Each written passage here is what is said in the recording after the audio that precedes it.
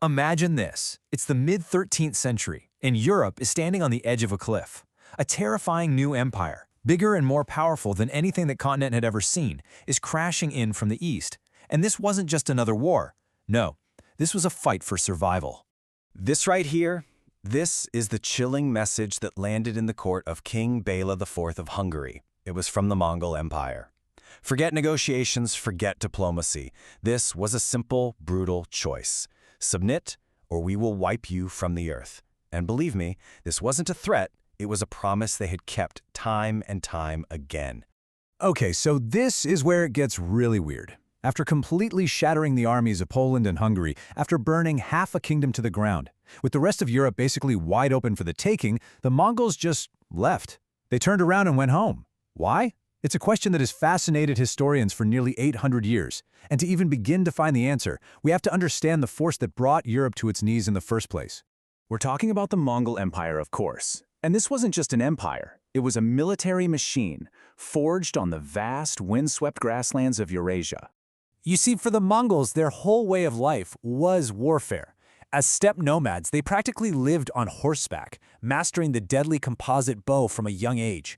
This lifestyle didn't just create skilled warriors. It created the most mobile, most lethal armies of the entire medieval world. And their advance? Wow. It was just terrifyingly efficient. Led by commanders like Batu Khan and the legendary, brilliant General Sübedei, they just rolled west, crushing every single kingdom that stood in their way. In only 5 years, they'd sacked the great city of Kiev and were knocking on the door of Central Europe. Their next big target? The Kingdom of Hungary. So you knew a showdown was coming. And it happened at a place called Mohi. This wasn't going to be just another battle. This was going to decide the fate of an entire kingdom. Now, if you were a betting person back then, looking at this on paper, you might have put your money on the Hungarians. I mean, they had a bigger army, packed with those classic, heavily armored European knights. But the Mongols? Oh, the Mongols had speed. They had discipline, and they had strategic geniuses leading them. They brought tactics to the field that the Europeans had never even dreamed of. And this is where you see the absolute genius of their top general, Sübedei.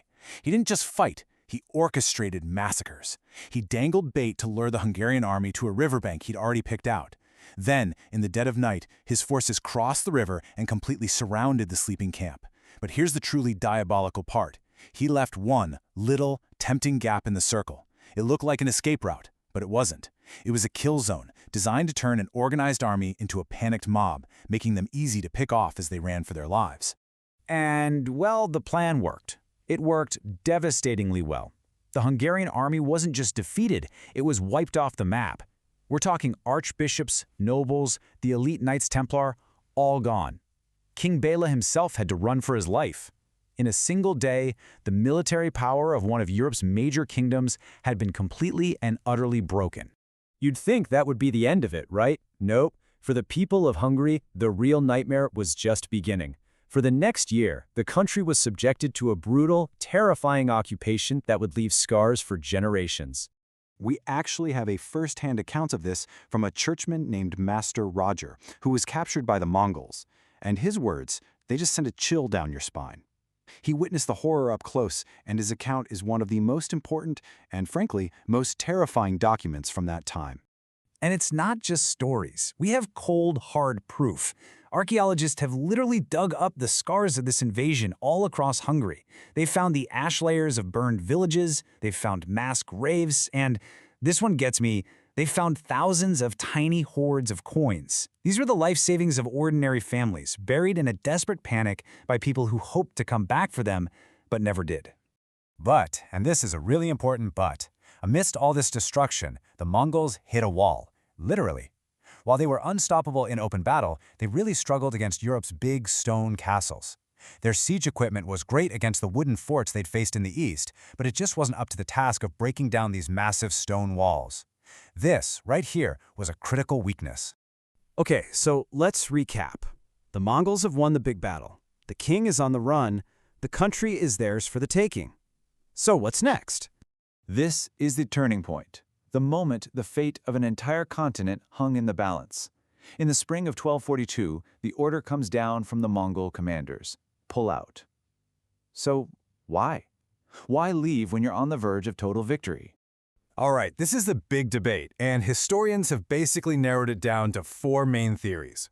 The first and most famous one is the Great Khan's death. The big boss, Sübedei Khan, died thousands of miles away in Mongolia. Mongol law was clear. All the princes, including the top commanders in Europe, had to go back to elect a new Khan. So in this version, a succession crisis saved Europe. Then there's the environmental theory. The Mongol army ran on horses, hundreds of thousands of them, and the wet, marshy Hungarian plains were terrible grazing land. Some evidence even points to a really bad spring in 1242 that turned the whole area into a swamp, starving their most important asset. The third idea is that this was never meant to be a permanent conquest. It was a giant raid to punish Hungary's king and to secure their border. Once that job was done, they packed up. And finally, you have military hardship. They had taken a lot of casualties, and as we saw, those stone castles were a real problem. Maybe they just looked at the prospect of fighting a long, bloody siege war across the rest of Europe and decided it wasn't worth the cost. The real answer? It was probably a little bit of all of these things. And I want to be really clear about something. This wasn't some panicked retreat with the Mongols running for the hills. No, the eyewitnesses are very clear. It was slow, it was organized, they left loaded with treasure, and they burned and destroyed everything they could on their way out. They were absolutely leaving on their own terms. Which brings us to the big, haunting what-if question. What if they had stayed? What if Sübedei Khan hadn't died? What if the spring of 1242 had been dry and sunny? A single event, thousands of miles away, may have saved an entire civilization. Just think about it. How different would our world look